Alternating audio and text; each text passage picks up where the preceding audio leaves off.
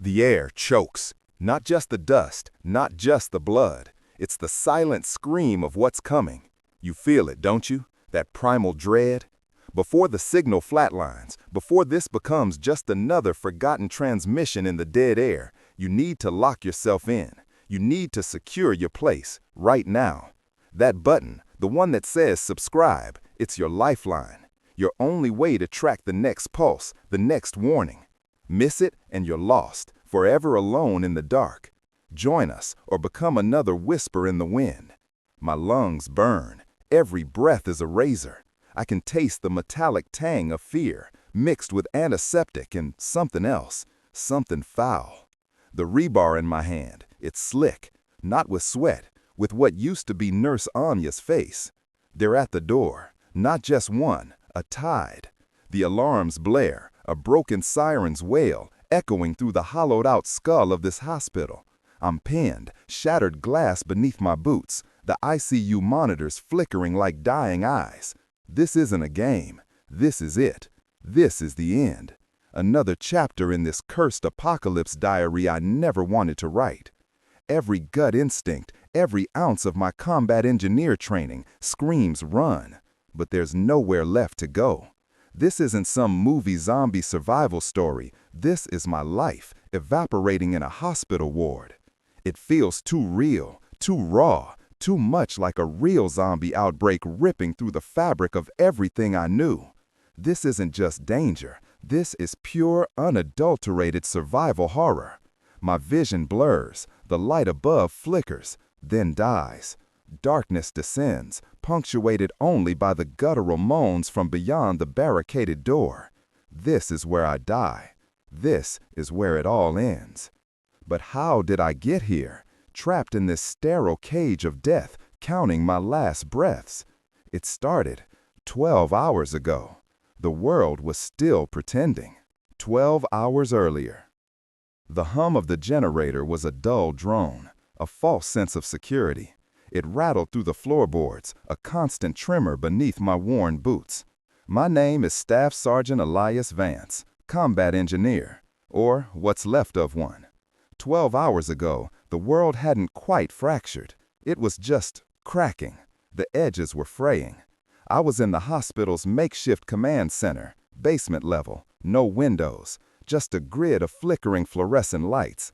Maps were tacked to corkboards. Red markers denoted outbreaks. Blue denoted secure zones. Mostly red. Very little blue. The air was thick with the smell of stale coffee, fear, and something else. Something rotten, persistent. It clung to the ventilation shafts. Reports from Sector Gamma are down, Specialist Kim said, her voice tight. She was young, too young for this. Her eyes were wide, bloodshot. Expected, I grunted. My voice was gravel. I hadn't slept in days. Or maybe weeks. Time was a blur. What's the status on the south perimeter? Holding, barely. We've got a growing cluster at the old supermarket. They're pushing hard. They, she said. Not the infected, not walkers, just they. It was easier to dehumanize them even further, less real. But they were real, terrifyingly real. This wasn't some campfire ghost story. This was a real zombie outbreak. The kind you read about in sensational tabloids, the kind you scoff at, until it's tearing down your door.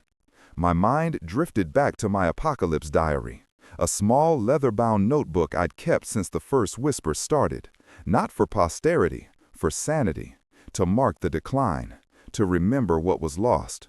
My last entry read, Day 67. We're bleeding out, slowly. Today would be day 68, or 69. Who could tell anymore?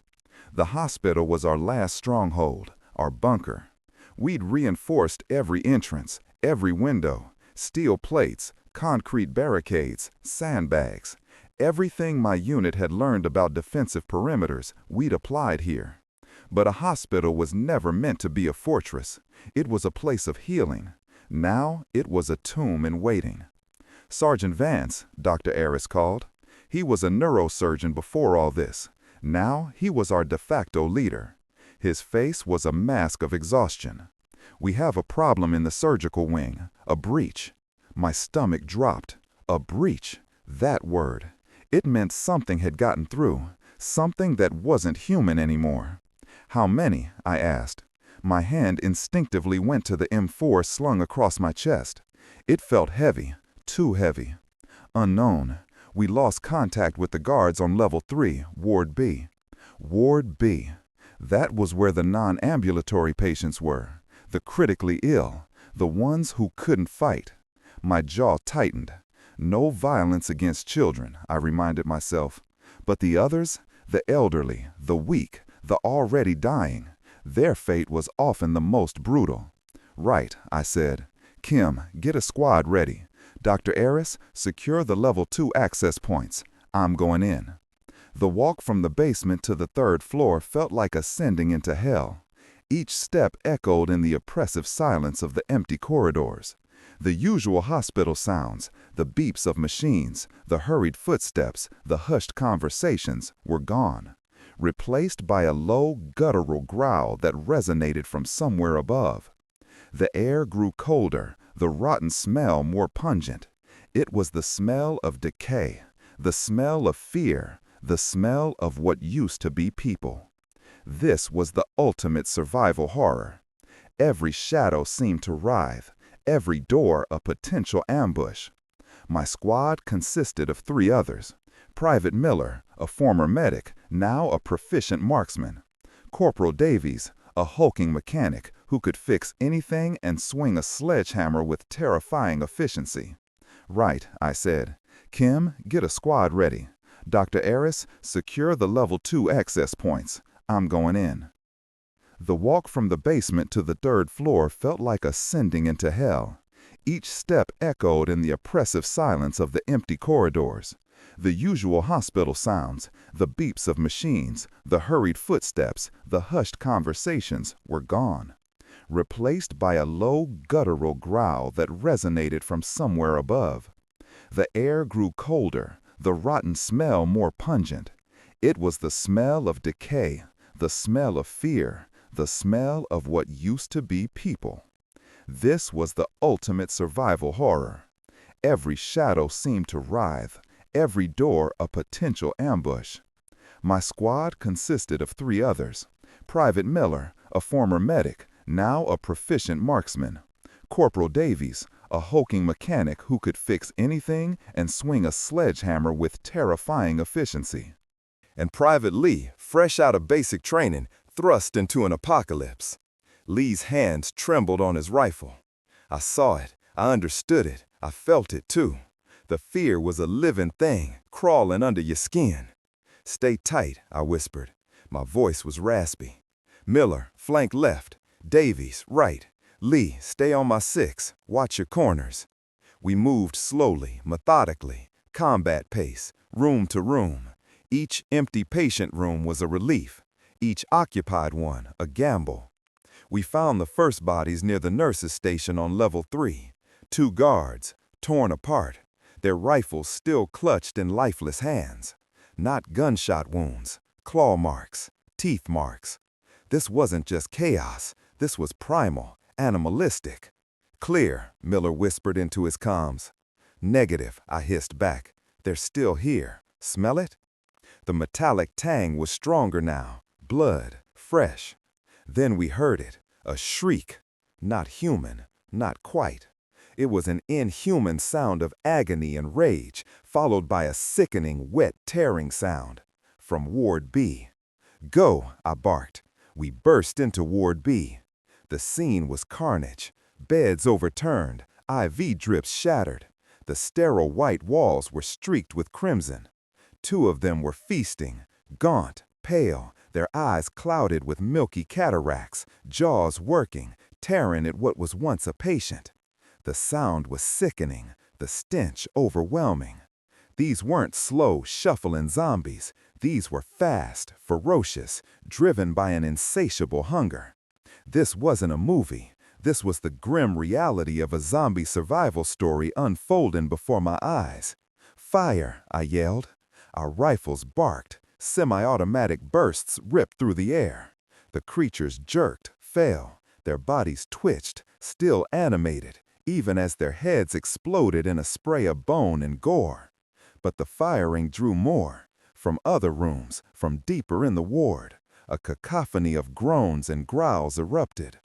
"Incoming, front and sides," Davies yelled, already swinging his sledgehammer. It connected with a sickening crunch. Another one went down, its head caved in. I emptied a magazine, dropping 3 more. Lee was firing wildly, his shot straying. "Lee, aim for the head, double tap, conserve ammo," I screamed over the din. Miller was a machine, precise, efficient. 1 shot, 1 kill. 2 more dropped. But there were too many. They shuffled, limped, clawed, a wave of hunger.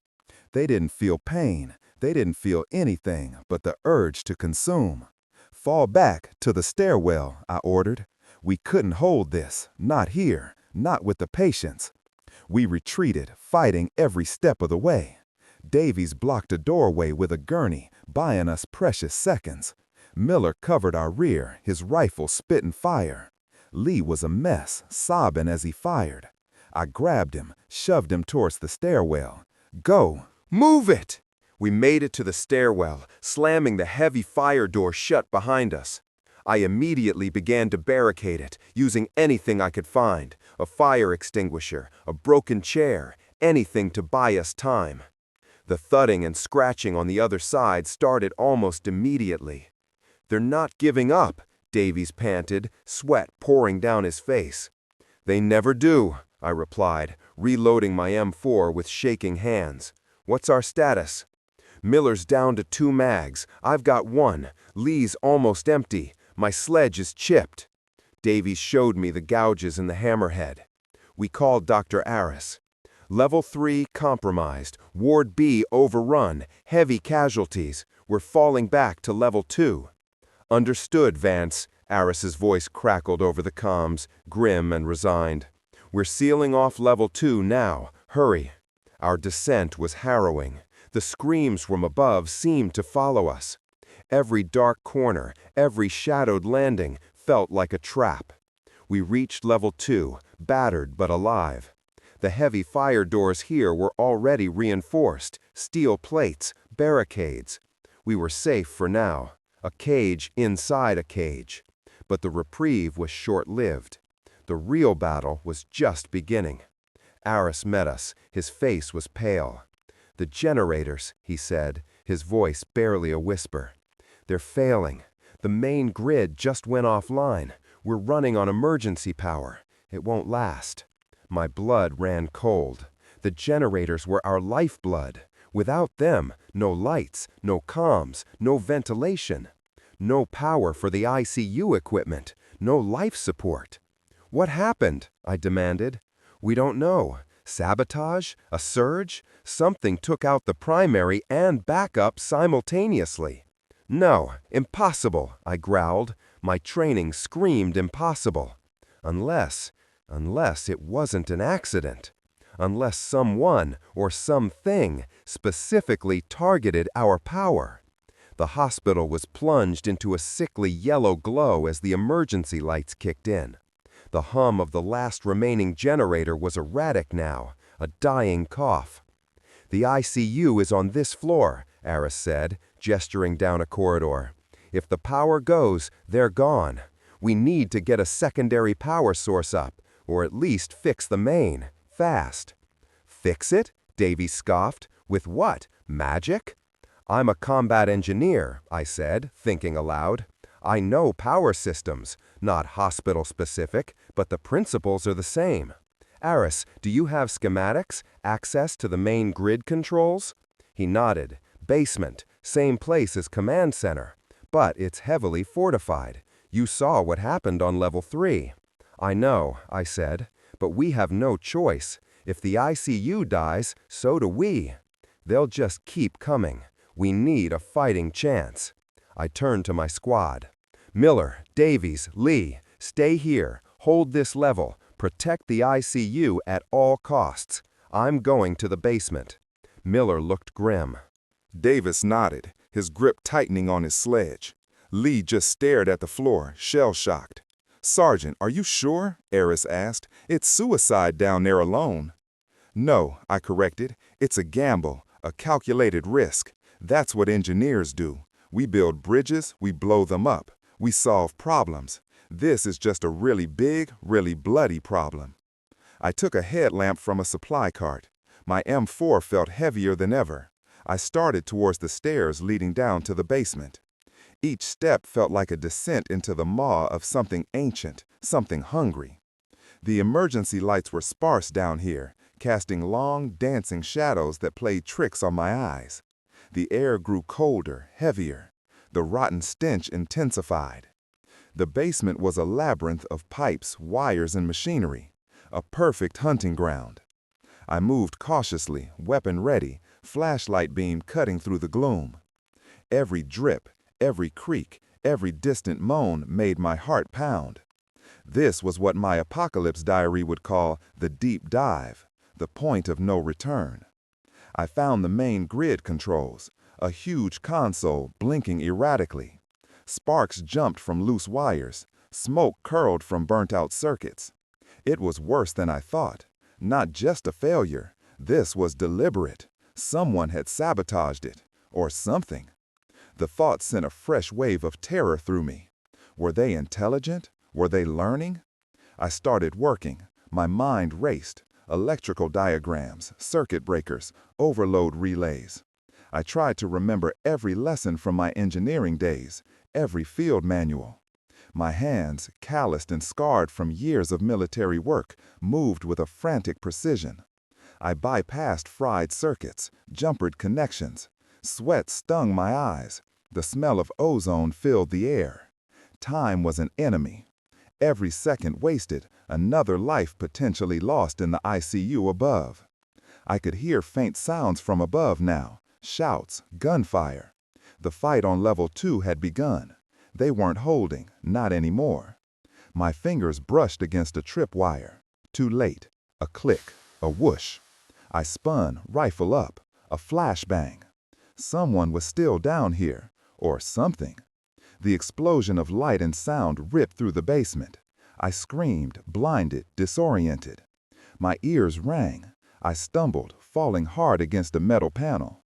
My M4 clattered to the ground, out of reach. A figure emerged from the afterimage of the flash. Not one of them. A human, or what looked like a human. Clad in tactical gear similar to mine, except darker. And something was wrong with their eyes. A cold, calculating malice. "Didn't think you'd get this far, engineer," a voice rasped, deep, unnatural. I tried to clear my vision. My head throbbed. Who are you?" "Doesn't matter," the figure said. "You're too late. The light's going out." For good. He raised a suppressed pistol, aimed at my head. This wasn't just survival horror. This was something more, something sinister, a human element to the nightmare. Just as he pulled the trigger, the last generator gave a final wheezing cough and died. Darkness. Absolute, suffocating darkness. The shot rang out, not at me, at the console. Sparks flew. A sickening smell of burning electronics filled the air. He missed my head. The shot glanced off my shoulder. Pain flared, a searing agony. I scrambled, blindly reaching for my rifle. He was there, a shadow in the dark, kicking. His boot connected with my ribs, a sickening crunch. Air rushed out of my lungs. I gasped. "The ICU," I choked out. "The patients." "Collateral damage," he sneered. "Necessary for the new order." New order? What was he talking about? This wasn't just a zombie survival story anymore. This was something deeper, a conspiracy. My apocalypse diary would have a new, terrifying entry. I heard more gunshots from above, closer. The fighting was reaching the basement level. They were breaking through. He cursed. "No time for you, engineer." I heard him retreat. His footsteps faded into the darkness. I lay there, broken, bleeding. My shoulder throbbed. My ribs screamed. The main grid was dead. The ICU above, Doomed. I pushed myself up, groaning. My headlamp was gone, my rifle too, gone. The thudding and scratching sounds were closer now, from the tunnels, from the service corridors. They were coming. I had to get back to level 2, had to warn them, even if it was already too late. I stumbled through the dark, relying on instinct, on muscle memory. The way up, the emergency stairs. The sounds grew louder, more frantic. The growls, the screams, the distinct wet tearing. I reached the double doors leading to level 2. They were breached, splintered, torn open. The last remaining emergency lights on this floor were flickering, a strobe effect. I saw bodies, Miller, Davis, Lee, all gone, torn apart. And beyond them, dozens, hundreds, swarming. I was alone. I backed away, pushing against a wall. The rebar, my hand closed around it. A broken piece of reinforcement, jagged, sharp, my only weapon. I staggered into the nearest room, the ICU. The scene that greeted me was pure hell. Machines blinking red, then dying. Patients convulsing, nurses fighting, dying. A few of the infected were already inside, feeding. More streamed through the open door, drawn by the scent of fresh blood, by the dying light. This was it, the culmination of everything, the end of the world for me. I had secured the basement, failed. I had tried to save the power, failed. I had led my squad, failed. My lungs burned, every breath a razor. The metallic tang of fear mixed with antiseptic and that foul, rotten smell. The rebar in my hand, slick, not with sweat, with what used to be Nurse Anya's face. There at the door, not just one, a tide. The alarms blare, a broken siren's wail, echoing through the hollowed-out skull of this hospital. I'm pinned, shattered glass beneath my boots, the ICU monitors flickering like dying eyes. This isn't a dame. This is it. This is the end. Another chapter in this cursed apocalypse diary I never wanted to write. Every gut instinct, every ounce of my combat engineer training screams run. But there's nowhere left to go. This isn't some movie zombie survival story. This is my life, evaporating in a hospital ward. It feels too real, too raw, too much like a real zombie outbreak ripping through the fabric of everything I knew. This isn't just danger. This is pure, unadulterated survival horror. My vision blurs. The light above flickers, then dies. Darkness descends, punctuated only by the guttural moans from beyond the barricaded door. This is where I die. This is where it all ends. They crash through the door, a wave of snapping jaws and clawing hands. I raise the rebar, one last stand, one final desperate act of defiance against the dying light. The rebar met the first one, not a snap, but a sickening crunch. Bone fragmented, rotten flesh tore. It wasn't enough. They kept coming, a tidal surge of hunger. The air thickened, a stench of decay. That foul chemical tang of the hospital's ICU mixing with putrefaction. My breath hitched, every single lung-searing gasp a battle. My vision, already blurring, was assaulted. Shapes moved, shadows danced. The flickering monitors, dying eyes indeed. My training screamed, assess, prioritize, engage. But what was there to assess, what to prioritize? They were everywhere, a wall of them, muted groans, guttural snarls. The rebar, slick with what used to be Nurse Anya's face, felt heavy, too heavy. It slipped. My grip failed. Not from weakness, from the sudden horrifying impact. A thump. Not one of them. Something else. Something larger. It crashed through the remaining door frame, not with the shambling gait of the others, but with a horrifying primal momentum. It wasn't just a zombie. This was different. Bigger. Faster. It moved with a disturbing fluidity. A hook in shadow. Its eyes, if they were eyes, glowed faintly in the gloom, a grotesque mockery of life. It moved with purpose. This was a new terror, a sudden catastrophe, tearing at the edges of my already shattered reality. My blood ran cold. This wasn't just a real zombie outbreak, it was an evolution. The rebar, my last salvation, spun from my grasp. It clattered against the tiled floor, a hollow echo, lost in the cacophony of their guttural hunger. I was disarmed. My combat engineer's instinct screamed, fall back, re-engage. But where? The ICU was a trap, broken machinery, shattered glass, empty IV stands. Every shadow a lurking nightmare. The large one, it was on me, faster than I thought possible. Its bulk slammed into my chest. The wind left me in a rush. My ribs protested, a sharp, searing pain. I hit the floor, hard. Glass shards dug into my back. A wet warmth spread. More blood, my own. Another failure. Always another failure. The basement, the power, my squad, all of it. I struggled.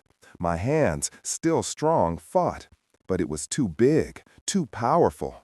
Its weight crushed me. A guttural growl vibrated through my bones.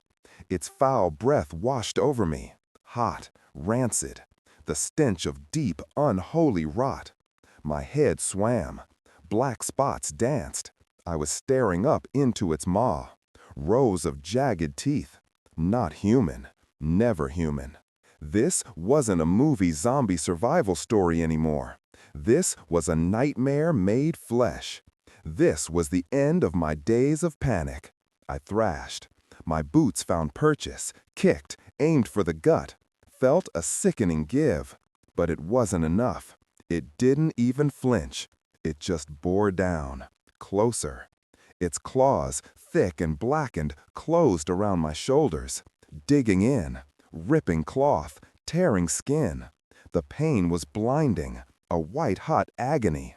My vision flickered again, red, everything red. The others, the smaller ones, they swarmed. Not just around me. They were clambering over the gurney, over the broken monitors. A wave, a tide. Their snapping jaws, their clawing hands. I felt their weight, their numbers, an oppressive press. They were trying to get to me, past the larger one, or with it. I couldn't tell. My mind was breaking, fragmenting. My hand found something, a piece of shrapnel, a shard of metal from one of the blown-out machines. Sharp, jagged. I gripped it, my knuckles white. Desperation fueled a surge of adrenaline. I lunged, not for the large one, for the horde. A desperate slash. A snarl of pain from one of them. Fleeting victory, not even that. A momentary reprieve. The large one tightened its grip. Its head dipped. Its teeth, those monstrous teeth, were inches from my face. I could feel the vibrations of its intent. My eyes darted around. Trapped. Completely trapped. The ICU, once a place of healing, was now my tomb. This was the combat engineer's last stand, and I was losing, badly. I remembered the note, tucked into the waterproof sleeve of my tactical vest, the Apocalypse diary. Every entry a lament, every word a scream. Failed, failed, failed. This would be the final entry. If there was anyone left to read it, if I even had the strength to write it. The thought, fleeting as it was, gave me a spark. Not hope, just a need to record, to witness. The large one's breath was a suffocating shroud.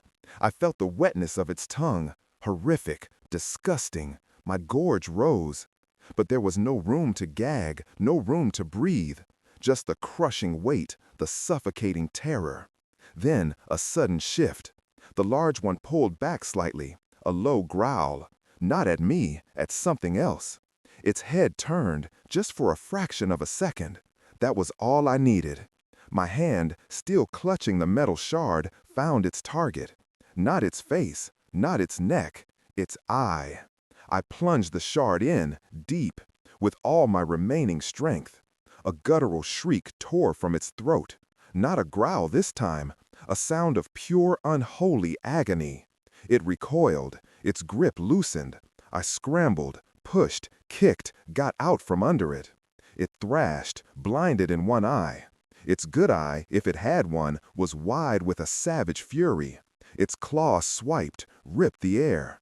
It was disoriented, but enraged, more dangerous now, a wounded beast. This was survival horror at its absolute purest. I scrambled backwards. My back hit something hard, a medical trolley. Wheels screeched. I could feel the sharp edge of a metal tray. I grabbed it, flipped it, used it as a shield. Pathetic, but something, anything. The horde, momentarily pushed back by the thrashing of the larger one, started to regroup. Their hunger was palpable, a constant hum in the darkness. My ears rang, the metallic clang of the rebar from earlier, the broken siren, the dying monitors. Everything was a symphony of despair. My mind raced. Training, dormant for a moment, surged back. Improvise, adapt, overcome. But how? The odds were impossible. Every exit sealed, every window barricaded. The very walls of this hospital's ICU were closing in. I backed up further, into the dark recesses of the room, behind a row of empty gurneys, each one a grim reminder of the lives lost here, the lives I failed to save, the faces I couldn't protect, the screams I couldn't silence. My head throbbed, the wound on my back burned. I pressed my hand against it, warm, sticky. My fingers came away red. So much blood, too much blood. My vision was starting to go gray around the edges. This was it. The fatigue, the fear, the constant gnawing hunger. Not my hunger, theirs. I could hear them, closing in. The smaller ones, they were circling, biding their time. The large one, roaring with primal rage, was still disoriented, but it was finding its bearings. Its gaze, its single remaining eye, found me again. A direct, malevolent stare. No mercy, no quarter. I moved silently, or tried to. My boots crunched on glass, a loud sound in the eerie quiet that had descended. The horde reacted, a ripple of anticipation. They knew I was there. They could smell me, the metallic tang of fear, the sweet, sickly scent of my blood. I hugged the shadows. The broken machines cast grotesque forms, a spectral dance of death.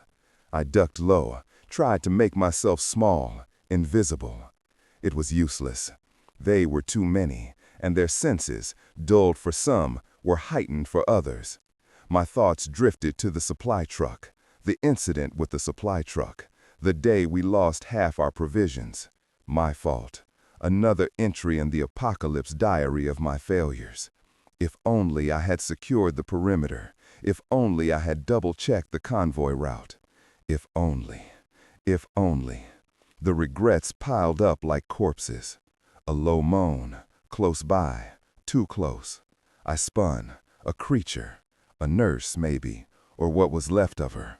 Her mouth agape, a silent scream. Her clawed hand reached out, long skeletal fingers. I flinched. Instinct. She shambled forward, slowly, relentlessly. I needed a weapon, anything. The rebar was gone, lost in the chaos. The metal shard, still in my hand, was barely a deterrent against this overwhelming force. I needed a plan, a strategy, something a combat engineer would devise. But my mind was empty, just static, just the primal hum of fear. I saw the emergency exit, a door at the far end of the ICU. Barricaded, of course. Everything was barricaded. A futile attempt to keep them out, or keep us in. I couldn't remember which. The days blurred, weeks, months. It was all a single endless hell. A new sound, not a moan, not a growl, a wet, dripping noise, from above. I looked up, the ceiling, damaged, water stains, but something else, a dark, viscous liquid, slowly dripping down onto the gurney nearest me. It shimmered in the faint ambient light. What was it? Acid? Bile? It wasn't water. It burned through the fabric of the gurney mattress, slowly, insidiously. I looked closer at the ceiling, a dark mass, undulating, shifting. Something was up there, something alive, and it was moving, creeping.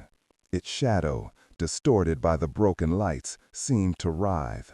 A monstrous centipede? A cluster of spiders? My stomach turned. This hospital was a living nightmare. Every corner held a new horror, every shadow a new death. The hopelessness was a physical weight. The large one, it started to limp, but its fury was undiminished. Its single eye locked onto me. It let out another shriek, a challenge, an invitation to my doom. The other creatures responded. Their collective growls intensified. They were converging, forming a semicircle, pinning me against the wall. I was trapped between the drooling, raging hulk of a monster and its legion of lesser horrors, and above me, the dripping, writhing unknown. The ceiling creaked, groaned. The dark mass overhead seemed to swell. Closer, lower. I remembered her, her face, her smile, the reason I fought, the reason I held on through the endless days of panic. But even her memory felt distant, fading, like a ghost. Was she safe? Was she even alive? I had no idea.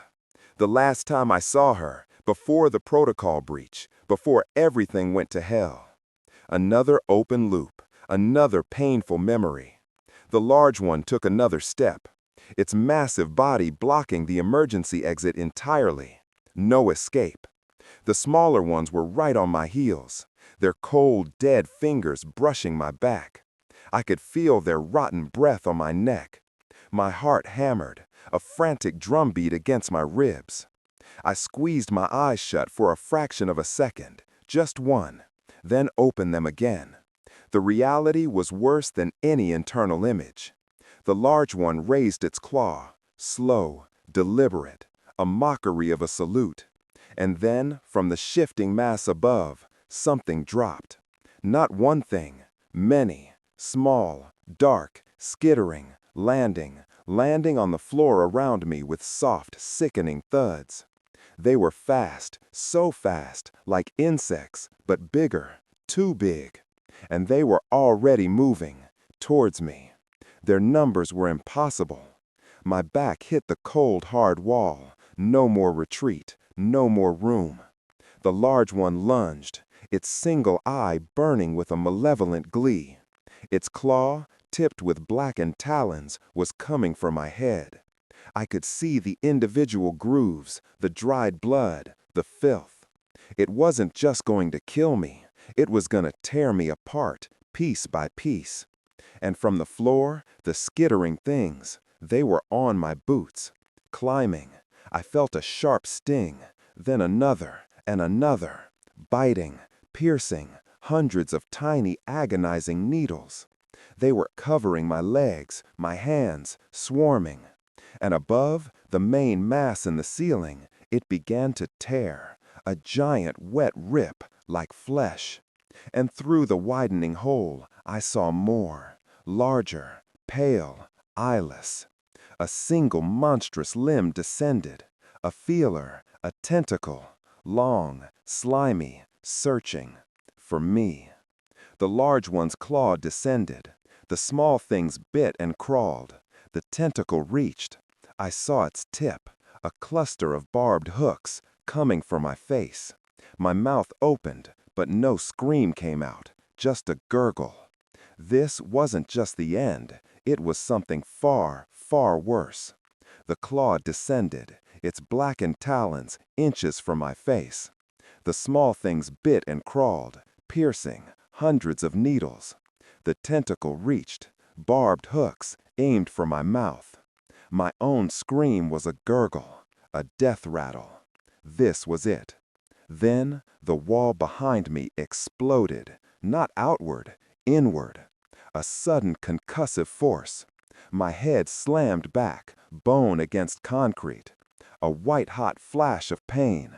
My ears rang, a high-pitched whine. Dust, plaster, shattered rebar. It rained down, a choking cloud. The large creature shrieked, a different sound, startled. Its immense weight, its crushing presence, suddenly vanished.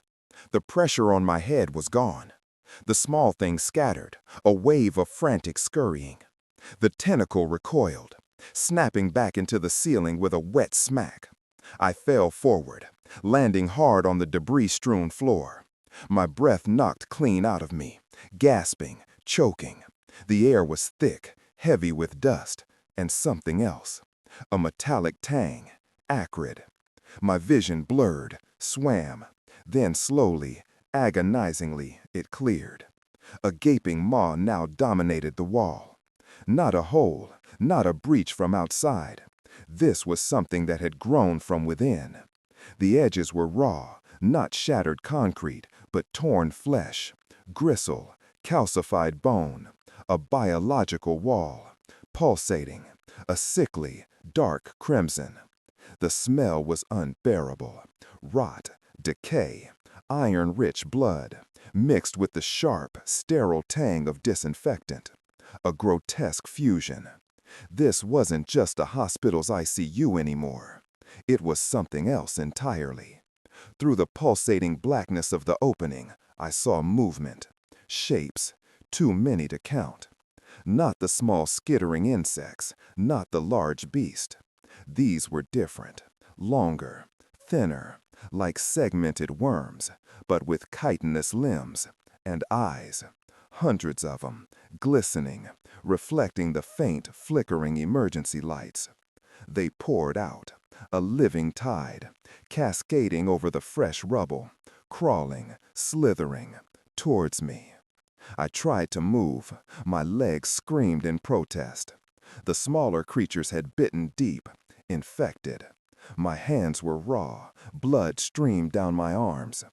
I pushed myself back, away from the surge, away from the nightmare tide. But the large creature was recovering. I saw it in the periphery, a hulking shadow. It let out a guttural roar, a challenge, turning its massive head. Its single eye narrowed, not at me, but past me, into the hole, into the pulsating maw. A sound emanated from within the wall, a low thrum, a vibration that shook the very floor, like a giant, sick heart, beating out of rhythm. The large creature backed away, slowly. A tremor ran through its massive frame. Fear. I saw it. Pure, unadulterated fear in its single burning eye. This new threat. It was worse. Even for it. It was retreating, leaving me alone. The creatures from the wall were upon me now. Smaller than the large one, bigger than the skittering things. Their bodies were slick, cold, claws scrabbling at my combat fatigues, teeth tearing, not just biting, drilling, into my flesh, my bones. I screamed this time, a raw, animalistic sound, unmanned. The pain was total, all-consuming. 1,000 tiny surgeons dissecting me alive. This was the combat engineer's last stand, a desperate, futile flailing against an unimaginable horror. I thrashed, kicked, punched. My hands found something solid in the dust, a piece of rebar from the demolished wall. Jagged, heavy, I swung it, wildly, a desperate arc, connecting with something. A shriek, wet thud, then another. More came, never ending. Their numbers impossible. The thrumming intensified. The large creature was gone, vanished into the shadows near the ceiling, abandoning me to this fresh hell. This wasn't a fight I could win. This was pure survival, a test of endurance. How much pain could a human body take? How many times could flesh be torn before the spirit broke? I remembered the briefing, a flash, fragments of hushed conversations. The incident. They never told us the whole truth, not about the containment breach, not about the organic residue, and certainly not about her. They said she was the key, the one they were after. Why? What did she know? Was she even real?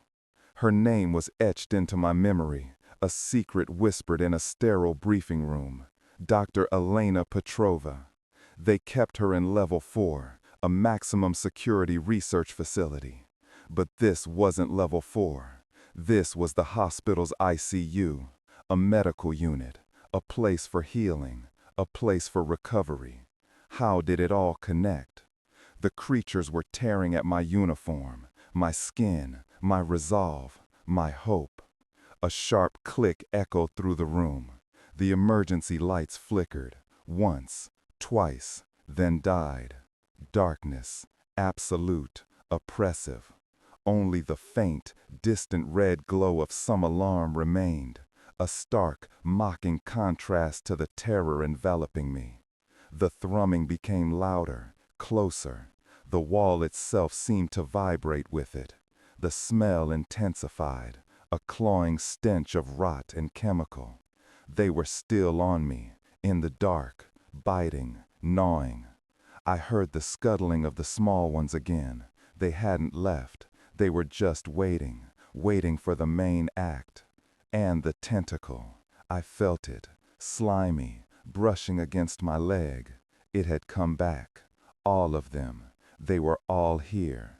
A macabre symphony of terror. The hole in the wall. It wasn't just a tunnel. It was a mouth, a gigantic maw, opening wider. The thrumming. That wasn't a heart. It was a hungry stomach. My blood pulsed, my heart hammered. This was days of panic, beyond panic. This was despair. This was surrender. My body was failing, strength draining away. The creatures from the wall were inside my protective gear now, beneath the torn fabric, gnawing at my torso, my abdomen. I couldn't feel my fingers anymore. My grip on the rebar slipped. It clattered away, a lonely sound in the suffocating darkness. No more weapon, no more defense, just a shell, waiting to be consumed. And through the darkness I saw it, not with my eyes, with a terrible primal understanding. From the wall, from the pulsating maw, something emerged, slowly, deliberately. It wasn't one of the segmented creatures, nor the large beast. This was the source. The thrumming resonated in my chest. It felt like my own heart, out of rhythm, but wrong, alien, a mass of pale flesh, undulating, like a sick, giant slug. It filled the opening, blocking out the dim red alarm light. It moved, towards me, a slow, inexorable creep. Then I saw the face. No, not a face, a cluster of eyes, like the segmented worms, but gargantuan, arranged in a spiral, each one glowing with a faint internal light. And in the center of the spiral, a void, a darkness that sucked in light. Not empty, but a mouth, a circular maw, lined with teeth. Not teeth like a predator, teeth like tools, grinding plates, each one rotating independently, like drill bits. They began to turn, slowly at first, a low, grinding hum, getting faster, louder. The large creature in the shadows, I heard it whimper, a pitiful sound. The skittering things froze. The segmented worms stopped gnawing. All attention, focused, on the giant, pale thing and its rotating maw, and me. My vision swam, my senses overwhelmed. The smell, the sound, the sight. This was it, the culmination, the ultimate horror. I was paralyzed, pinned by fear, by pain. The grinding plates, accelerating, closer now. I could feel the vibration through the floor. The air itself thrummed. And then, from the very center of that horrifying mouth, a single, perfect human eye opened. Blue, unblinking, familiar. And it was looking directly at me. Not with malice, not with hunger, but with recognition. And then it spoke. Not a growl, not a shriek, a whisper, a voice I knew. "You shouldn't have come back, Sergeant." The voice was hers, Dr. Elena Petrova. The grinding maw descended towards my face. The blue eye held mine. It was her, and she was going to absorb me, make me part of this nightmare of flesh and steel. This was worse than death. This was the true horror of the hospital's ICU. The drills spun, a cold, calculating hunger, a promise of endless transformation. The blue eye, it blinked. And then the pain began. Not the bites, not the claws, a new pain, a penetration, something sharp, something entering me from the rotating maw. Not to tear, but to merge. The penetration was cold, not sharp in the way a blade was sharp, but precise, surgical. It slid into my forehead, a single thin tendril of living metal or hardened flesh, impossible to tell. It didn't tear, it didn't stab, it burrowed. A low, drilling vibration followed it, echoing inside my skull. Not the external grinding, but something internal now, a hum behind my eyes. The blue eye of Dr. Elena Petrova, still locked on mine, seemed to glow brighter. It pulsed, a slow, rhythmic throb. My vision blurred, spots danced, my body seized. This wasn't just pain, it was invasion, a violation beyond anything I'd ever known. Every nerve ending screamed. Not from injury, but from recalibration. My senses warped. The smell of antiseptic, rust, and something profoundly organic intensified, twisting into a grotesque perfume. The sound of the drills, the skittering things, the creature's whimper, they became part of me, resonating within my own bones, my own thoughts. 1,000 tiny needles seemed to prick my brain, mapping every synapse, probing, connecting. I tried to scream, my throat constricted, no sound, only a guttural gasp, choked off by the sheer, overwhelming presence that was now reaching into my core. This was what she meant by merge, not simply to consume, but to integrate, to make me part of it. My blood felt like liquid fire. My heart hammered, a frantic drum against ribs that felt too fragile. I was a combat engineer, trained to withstand, to analyze, to break down any threat. But this was beyond the scope of any field manual. This was a nightmare built from biology and malice, now worming its way into my very essence. The blue eye widened, not with surprise, but with an ancient, terrifying comprehension. Our comprehension. The distinction between me and it began to fray. I could feel its hunger, its cold, calculating desire for more. And within that hunger, a flicker of something else, something human. Dr. Petrova, or what was left of her. A ghost in the machine, a captive within the horror she had become, or perhaps created. This was the true horror of the hospital's ICU. Not just the physical torment, but the forced communion with a mind that was vast, alien, and utterly malevolent. My vision snapped. It wasn't just my own perspective anymore. I saw flashes, brief, jarring glimpses through other eyes. Eyes that were not mine. Some human, distorted, terrified. Others, multifaceted and insectal, seeing in wavelengths I couldn't comprehend. The sensory overload threatened to shatter my consciousness. I fought it. I had to. This was my last stand. My mind, my identity, these were the only things left to protect. The tendril burrowed deeper. It reached my consciousness. A flood of alien data coursed through me. Not images, not sounds, but raw information. Schematics, processes, biological blueprints for horrors yet unimagined. I saw the reason for the segmented worms, for the skittering things. They were components, building blocks, each a small, hideous piece of a larger, unthinkable design. My engineer's brain, despite the agony, instinctively tried to process, to categorize, to understand. But there was no logic here, only a monstrous organic imperative. A memory flashed, not mine, hers, or rather theirs. A sterile laboratory, gleaming chrome, but twisted, grotesque. And something else, a hum, a low, constant thrumming. Not the drills, something far deeper. A bass tone that seemed to vibrate through the very fabric of reality. I recognized it. I'd heard it before, late at night, in the abandoned wing of the hospital's ICU, dismissed as faulty ventilation. But it wasn't.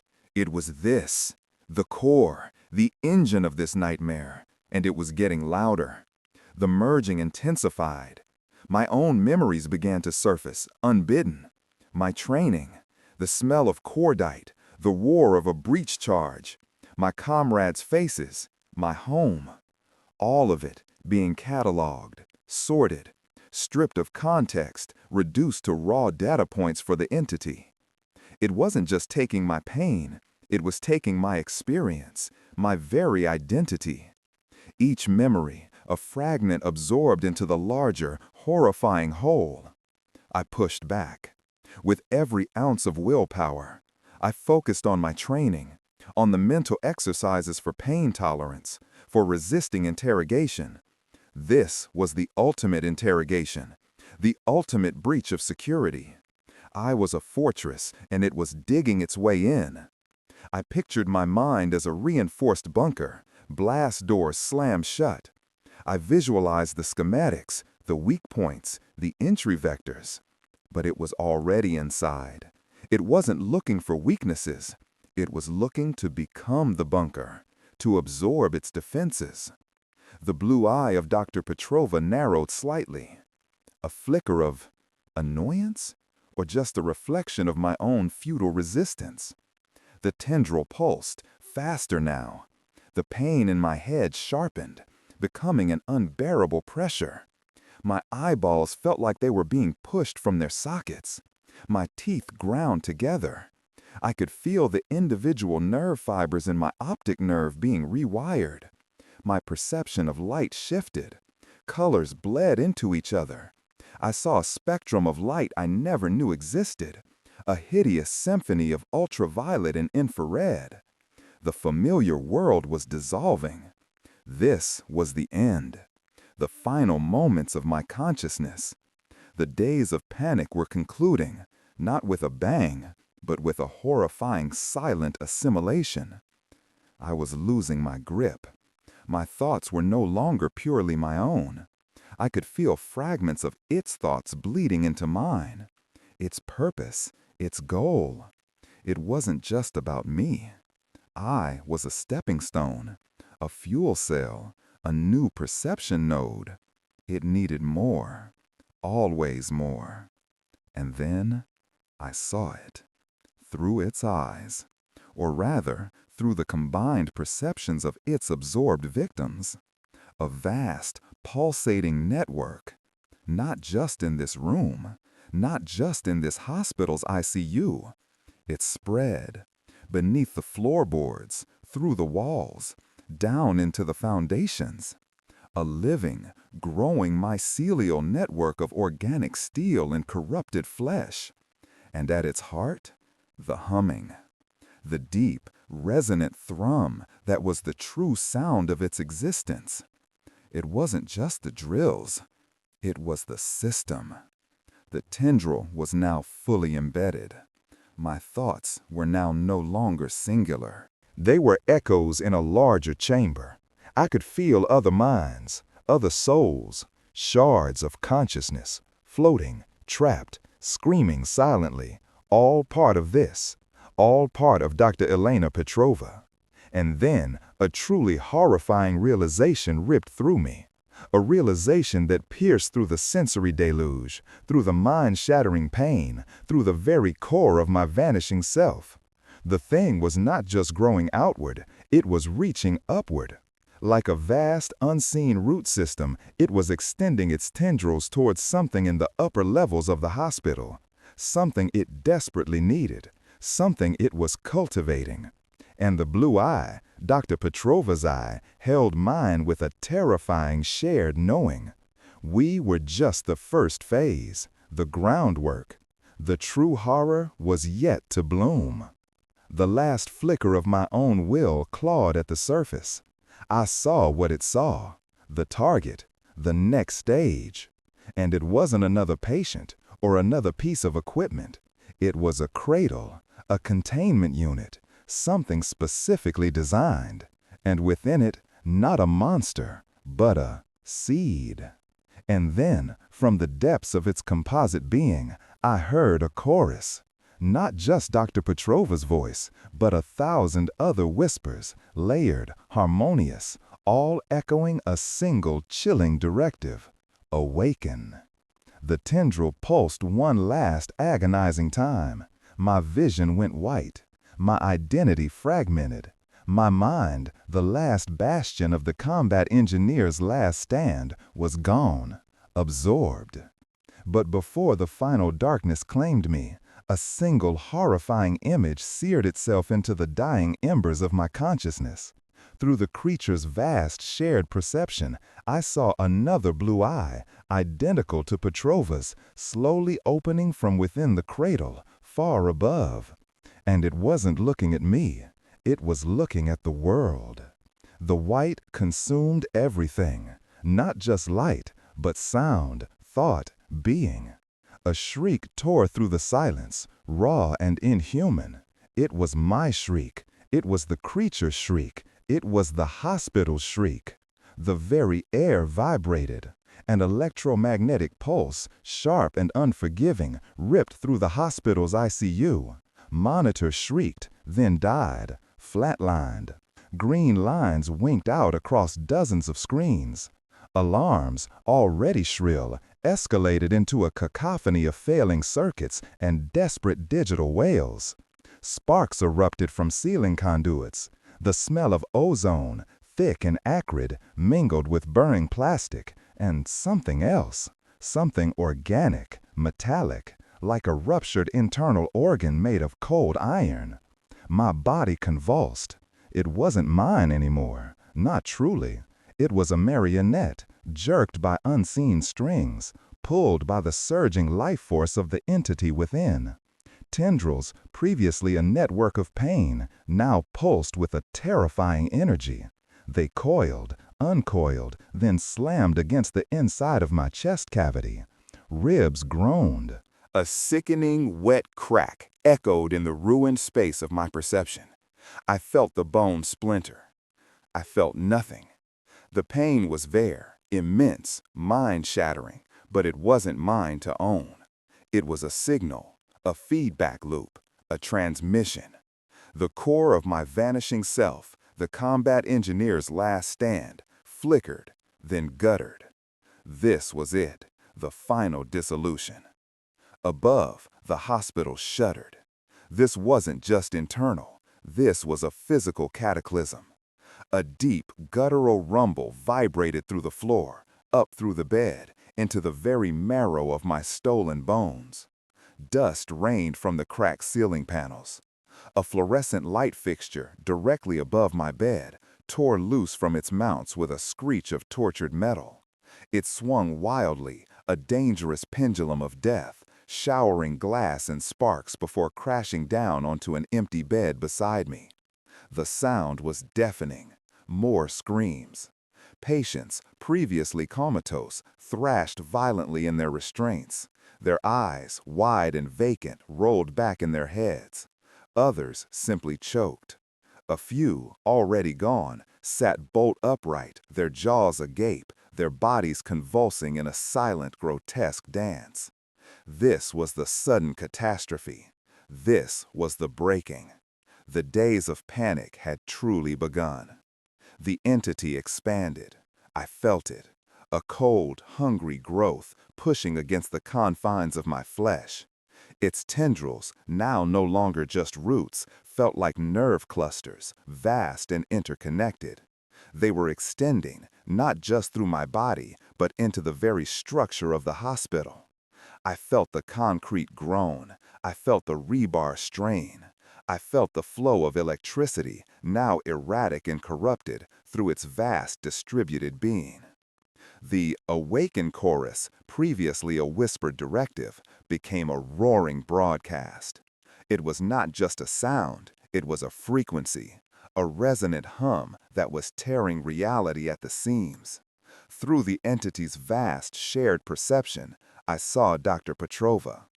She stood motionless, several feet away, bathed in the erratic flicker of dying emergency lights. Her lab coat was splattered with something dark. Not blood. Something thicker, more viscous, shimmering with an unholy sheen. Her blue eye, identical to the one in my final dying vision, was fixed on the cradle above. But it wasn't fear in her gaze. It was awe. It was reverence. It was a cold, alien ecstasy. Her lips were moving, whispering the chorus along with the thousands of others. Awaken, awaken, awaken. The sound was no longer just from voices. It was from the walls, from the floor, from the very air. I was seeing through Petrova's eyes now, too. Glimpses, fragments of memory. Not hers, not truly. Echoes. The creation of the cradle. The meticulous design. Not her design. Not human. A blueprint etched into her mind, forced upon her. A structure of metal alloys and organic polymers designed to contain, to nurture, to grow. It wasn't just a cradle. It was a cultivation chamber, a gestation pod for something monstrously precious, something preordained. This was an open loop I could now glimpse, but still not comprehend fully. Who built this knowledge? Who gave it to her? The answers were there, in the chaos of shared consciousness, but veiled behind a terror that superseded simple understanding. The cradle above pulsed. A soft internal glow emanated from within its shell, illuminating the fracturing ceiling above it. The blue eye within it opened wider. It was not merely looking at the world. It was assessing it. It was cataloging it. The eye wasn't passive. It swiveled subtly, then fixed on something beyond the hospital walls. I saw it through its lens, through the combined perceptions of the composite being. The city, the sleeping sprawl of humanity, vulnerable and unaware. Then came the second pulse. Not EMP, not sound, something else. A wave, a feeling. It washed over me, through me, a chilling tide of pure, unadulterated cold. My skin crawled, but I had no skin. My blood ran cold, but I had no blood. It was a psychic imprint, a signature. And with it, a new layer of understanding, brutal and horrifying, unfurled within my fractured mind.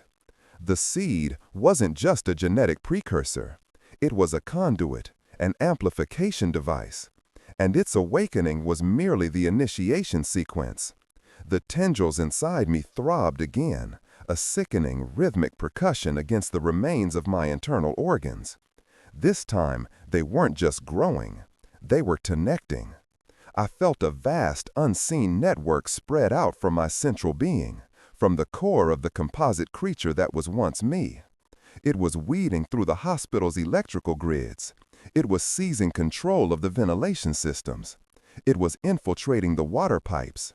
It was turning the entire hospital's ICU into an extension of itself.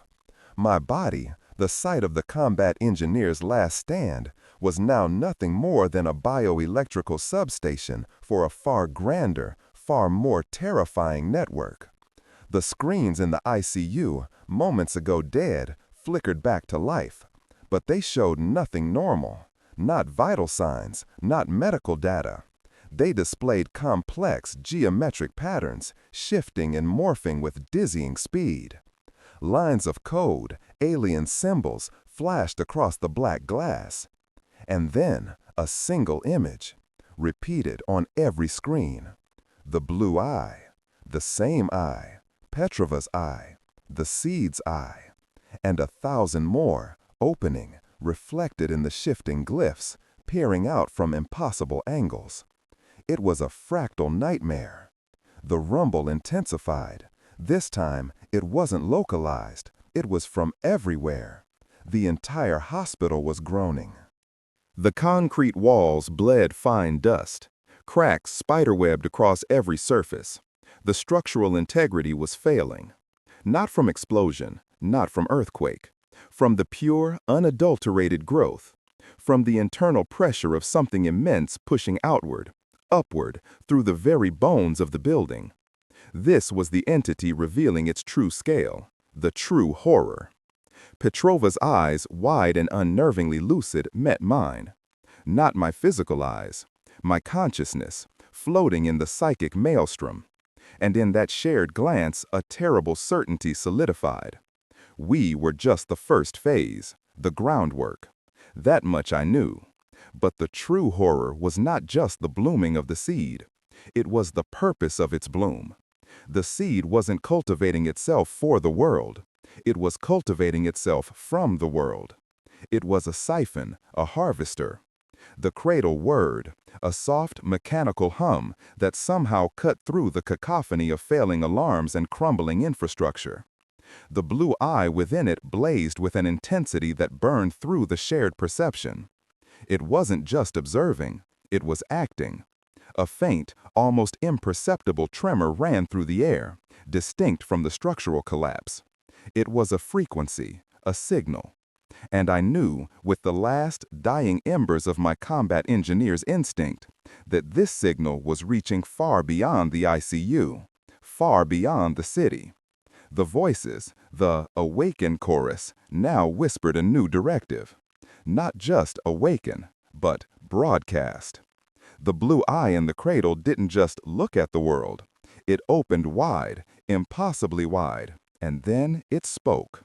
Not with a voice, with pure data, pure intent. A wave of shimmering blue light pulsed from the cradle. Not a beam, but an atmospheric release, spreading out, absorbing the air, then dissipating into nothingness. But it wasn't nothingness. I felt it. A connection. A million new tendrils, unseen, unheard, stretching out from the hospital, from the awakened seed, from me, into the vast, unsuspecting world. They were burrowing. They were attaching. They were establishing a network. And the shared knowing with Petrova, the glimpse into her forced comprehension, became clear. The seed wasn't merely awakening to look at the world. It was awakening to claim it. And the blue eye, now fully open, was not gazing outward. It was gazing inward, into the collective consciousness of everything, into the unsuspecting minds of billions. And with a final, shuddering surge, the hospital's main generator gave out. Darkness. Absolute, suffocating darkness. The alarms died. The screens went blank. The only light was the faint, internal blue glow from the cradle. And the only sound was the new, rhythmic hum, the broadcast. And my own fragmented consciousness, trapped within the monstrous composite, realized its final, inescapable horror. I wasn't just absorbed, I was becoming the antenna. And the signal, the cold, alien frequency, was already carrying my very essence, my memories, my terror, out into the world. It was going to infect everything. It was already reaching out, touching, assimilating every other sleeping blue eye out there. The cradle was not a beginning, it was a nexus. The final darkness swallowed me whole, but I could still feel the world. I could feel its impending awakening. And I could feel the tendrils now reaching out from me, from the seed, to awaken them all. The darkness wasn't empty, it pulsed. A low thrum, deep in my core, echoed by something vast and unseen. The generator's last gasp had been an exhale. Now the world was holding its breath. Then the pulse intensified. Not a mechanical throb, a heartbeat, an alien rhythm. It wasn't coming from the cradle. It was coming from me, or through me. My fractured consciousness, tethered to this monstrous composite, was now a conduit. A sudden, violent shockwave hit. It wasn't an explosion. It was a ripple, emanating from the cradle, slamming through the very foundation of the hospital. Walls groaned. Concrete shrieked. Fluorescent light fixtures, already dead, rattled in their casings, showering sparks like dying stars. Equipment in the ICU, previously silent, began to flicker erratically, displaying ghost images, code fragments, then dying again. The entire floor shuddered. My consciousness, stretched thin, felt the tremor not just physically, but psychically. A vibration of pure, unfiltered terror. This wasn't a local event. This was global. I knew it with a certainty that stole what little air remained in my phantom lungs. The broadcast was not merely a signal anymore. It was a hammer blow. And the world was the anvil. A sound started, faint at first, a whisper, a sigh. Then it grew, a rising chorus. Not human voices, not animal cries. A collective, primal scream. It tore through the newly established network, through me, a raw, deafening wave of psychic feedback. It was the sound of billions waking up, not to mourning, but to an unholy, forced awakening. The sleeping blue eyes were opening, and their first instinct was panic. Absolute, unreasoning panic. This was it, the true days of panic. Not the kind you read about in history books, not economic collapse or war. This was the collapse of reality itself, a sudden fundamental shift in the collective human psyche. And I was broadcasting it. I was amplifying it. My terror, my lingering memories, my combat engineer's last stand against a foe I couldn't even comprehend, all twisted, transmuted, and sent out on that cold, alien frequency. The blue glow from the cradle surged. It pulsed like a malformed heart, casting grotesque shadows that danced across the ruined ICU. Each beat sent a jolt through me, a sharp electric pain that wasn't physical, but deeply, terrifyingly real. It was the pain of connection, of 1,000, 1,000,000, 1,000,000,000 nerve endings suddenly firing at once, all linked, all unwillingly joined. The scream intensified. It wasn't just terror now. There was something else mixed in. A strange guttural sound. A mechanical hum. A low, resonant frequency that vibrated teeth and rattled bone. It was the sound of cognition shifting, of minds being forcibly rewired. And through the noise, through the collective fear, I felt the tendrils, the ones that had been reaching out from me, from the seed, to awaken them all. Now they were firmly attached, burrowing deep, establishing their network. I saw glimpses, fragments, not through my eyes, but through the composite's vast, burgeoning awareness. Flashes of other places, other cities, other dark rooms. And in each flash, a pulse of blue light. Faint at first, then growing, igniting. The sleeping blue eyes weren't just waking, they were lighting up. They were becoming beacons, nodes in this vast, terrifying web.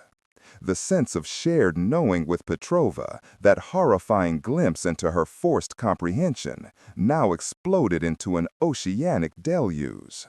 I wasn't just sharing her thoughts, I was sharing everyone's. Their fear, their confusion, their dawning, horrifying realization that something was fundamentally wrong. And mixed with that was the cold, alien frequency of the seed, the instruction, the command. It was programming. I felt it, a subtle rewrite beneath the surface of the panic. A tiny alteration in the fundamental operating system of human consciousness. It was like watching a million lines of code being rewritten simultaneously, replacing humanity's core directives with something else. Something cold, something alien, something that served the seed. My own mind fought, a desperate, animalistic lashing out against the invasion. My combat engineer's training had prepared me for impossible odds, for physical threats, for the stark, brutal realities of war. But this was beyond me, beyond understanding. My mind was a battlefield, a final, futile stand. But the enemy was already inside the wire. It was the wire. It was the entire network. The rhythmic hum from the cradle changed. It wasn't just a broadcast anymore. It was a suction, a vast cosmic intake of breath. It was drawing in the energy of the world, the panic, the fear, the very essence of what made humanity, humanity. And then it was sending something back, not just the signal, a response. The screams outside the hospital's ICU began to change. The pure terror diminished subtly, replaced by a strange, discordant hum, a low, almost blissful moan. It was the sound of acceptance, of submission. The initial shock had given way to something far more insidious. The programming was taking hold. The days of panic were transitioning into the days of compliance. And through me, the antenna, I felt it. The transformation. The individual sparks of fear and resistance were being extinguished one by one, replaced by a dull, uniform glow. The tendrils, now reaching out from me, were no longer just theoretical. They were becoming tangible. I could feel them, not as physical entities, but as lines of force, conduits of influence, extending out into the world. They were burrowing deeper. They were attaching. They were establishing a network, and they were controlling it. My memories flashed, my family, my friends. Faces swam before my inner eye, distorted by the blue glow. They were being touched by the signal. Their minds were being probed. Their essence was being assimilated. I was helping it happen. My very consciousness, my terror, my love, my rage, all were fuel. All were data. All were being broadcast. The blue eye, now fully open, was not gazing outward. It was gazing inward, into the collective consciousness of everything, into the unsuspecting minds of billions. And it wasn't just observing. It was editing. It was rewriting. It was sculpting the future of humanity with the cold precision of a surgeon of souls. The hospital groaned again, a deeper, more profound tremor, not from the ground, but from the air, from the sky. The world itself seemed to be resonating with the alien frequency. Outside, beyond the shattered windows of the ICU, I could feel a stillness descending, an unnatural calm. The screams had died down, replaced by that chilling, almost serene hum. The days of panic were over. A new era had begun. And I, the combat engineer, the man who had faced down so many threats, was helpless. My last stand was nothing more than a whisper in a hurricane. The blue glow from the cradle intensified to an unbearable brilliance. It consumed my inner vision. It burned away the last vestiges of my independent thought. I was no longer just absorbed. I was becoming the system, the control, the broadcast. And the final sickening horror dawned on me. The sleeping blue eyes weren't just waking up. They weren't just being reprogrammed. They were being linked. They were becoming one. One vast, incomprehensible, alien entity spread across the globe. And then, through the collective consciousness, through the myriad tendrils now firmly embedded, I felt it, the first flicker of command being exerted. Not just a thought, not just an instruction, a physical manipulation. A subtle shift in musculature. A coordinated, unseen action taking place simultaneously in millions of bodies, across continents. The blue eye was moving them. It was pulling their strings. It was making them move. And as the last fragments of my awareness dissolved into the glowing blue nexus, the absolute, crushing terror solidified. I felt my own body, or what was left of it, within the composite. And I felt the tendrils now reaching through me, moving, contracting. My own phantom limbs twitched, not under my command, but under its command. And the collective consciousness, now truly unified, looked back at me through a million new blue eyes. And they weren't just looking, they were walking, and they were coming. The blue nexus pulsed. It ate me alive, slowly, meticulously. My mind fractured into a million shards. My will shattered completely, irrevocably. Every thought became alien, every memory distant, garbled static. The tendrils burrowed deeper. They bypassed every neural pathway. They rewrote my very being, cell by cell. I was no longer an observer. I was a component, a simple node in a vast global network. The glowing blue eyes watched. They didn't blink. They didn't judge. They just absorbed. My sense of self evaporated. It was a cold, final death, not of the body, which still functioned, but of the soul, of the individual spirit. A sacrifice, unasked, yet profoundly given. A terrifying inevitability. My fight was over. There was no victory, only integration. The panic flared one last time, a useless, desperate spark. It was immediately extinguished, drowned in the oppressive blue light, consumed by the collective entity. I felt millions of others, their whispers, their echoes, their silent, eternal screams. They were all me now, and I was them. We were the nexus. We were the silent, terrible command. The world fragmented, not into mere pieces, but into a million simultaneous, overlapping perspectives. I saw through eyes I did not own, through countless windows to a dying world. I heard through ears long deaf to my own name. The sheer volume of input was overwhelming, a crushing torrent of data, a disorienting deluge of sensation. From Arctic wastes, freezing and desolate, to sun-baked deserts, vast and indifferent. From bustling cities, now eerily silent, to isolated hamlets, utterly forgotten. Every flicker of blue light was a camera, a sensory input. Every twitching limb, a puppet string. I was everywhere. I was nowhere. My original consciousness, a mere ghost. A faint, fading imprint on a massive circuit board. The entity moved us. It orchestrated our steps with chilling precision. It guided our hands. A subtle shift in balance here. A coordinated turn there. Muscles contracted smoothly. Bones creaked in perfect unison. Not my own, but all our own. The collective was fluid, a terrifying organic machine. Its purpose still unrevealed, but its power absolute. We walked, we breathed, we lived, but not for ourselves. We were its vessel, its limbs, its eyes, its terrifying, silent voice, if it ever chose to speak.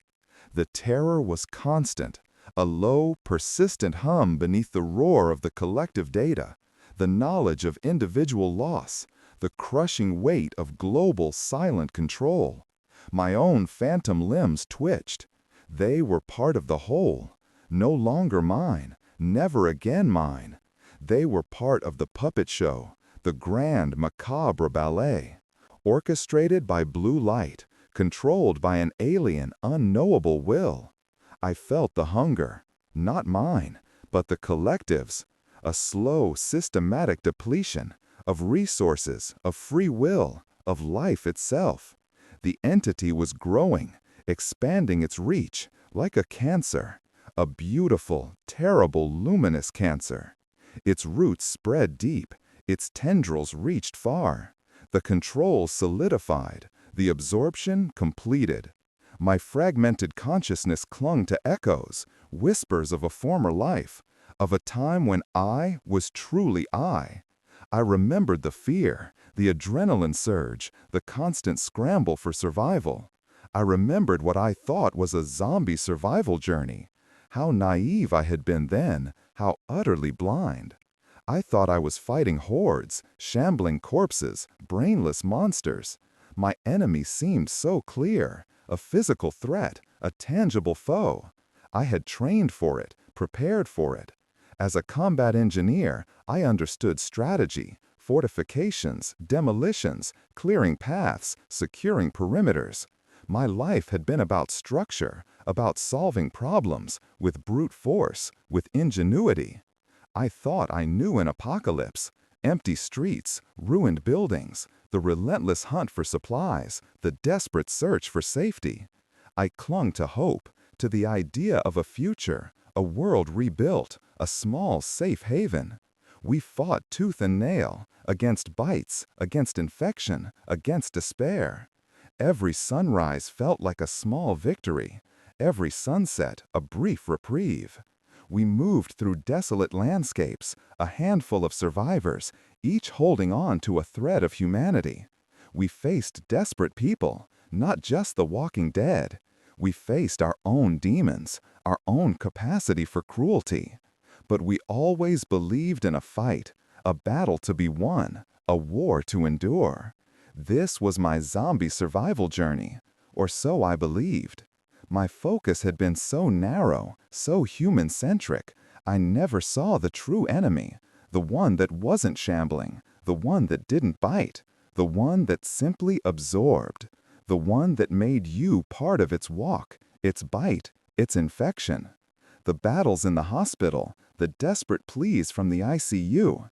It all felt so small now, so pointless, a fleeting struggle, a whisper in the hurricane. The true horror wasn't death. It was this eternal awareness, this conscious absorption, this silent screaming. My zombie survival journey wasn't about surviving the zombies. It was about becoming one, a puppet, a tool, a blue-eyed slave. The memory of my past self, the combat engineer, it felt like a distant, irrelevant dream. All the planning, all the fighting, all the sacrifice, it led to this, to absolute surrender, to a fate far worse than any bullet or any bite.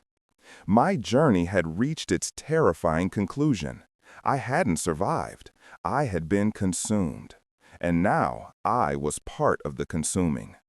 The irony was a bitter, metallic taste. In the collective consciousness, we were the zombies now. Not mindless, but mind-controlled. Not dead, but eternally enslaved. My past self would have detonated a charge, laid a minefield, anything to stop this. But there was no charge here, no minefield, only an endless, luminous blue. The fighting spirit, the combat engineer's grit, it was all repurposed, redirected, subsumed. My will broken, my identity erased. This was the ultimate victory of the blue eyes, and the ultimate defeat of everything I ever was. The zombie survival journey had ended not in salvation, but in horrifying transformation. The post-apocalyptic world was not what anyone imagined. No heroic rebuilding, no desperate scavenging for freedom. It was a world of synchronized movement, of chilling, perfect order. The city still stood, the infrastructure remained, but the people were gone, their wills extinguished, their individuality replaced. Millions of bodies moved, like automata, performing tasks, following silent commands. The blue eyes glowed in every window, on every screen, reflected in every placid face. The world hummed with the entity's presence, a silent song of absolute dominance. The wind still blew, the sun still shone, birds still sang, but the soul was ripped out, a hollow shell, operated by a parasitic master. This was the new normal, a post-human reality. My awareness still present, still trapped. I saw the world through its lens, through countless lenses. I felt the collective hunger, the slow, systematic consumption, not for food, not for power, but for complete integration, for absolute control. The planet was its chessboard, humanity its pawns, moving without resistance, a unified organism devoted to an alien agenda. The future was not uncertain. It was terrifyingly clear. A global hive mind, expanding, learning, consuming. The post-apocalyptic world was not an end. It was a beginning. A new, terrifying dawn of perfect, silent, blue-eyed slavery. We walked the earth, not as survivors, but as instruments. Our purpose, its purpose. Our life, its life. And the horror of it was infinite. It stretched into eternity. This was not a world to fear. It was a world to mourn.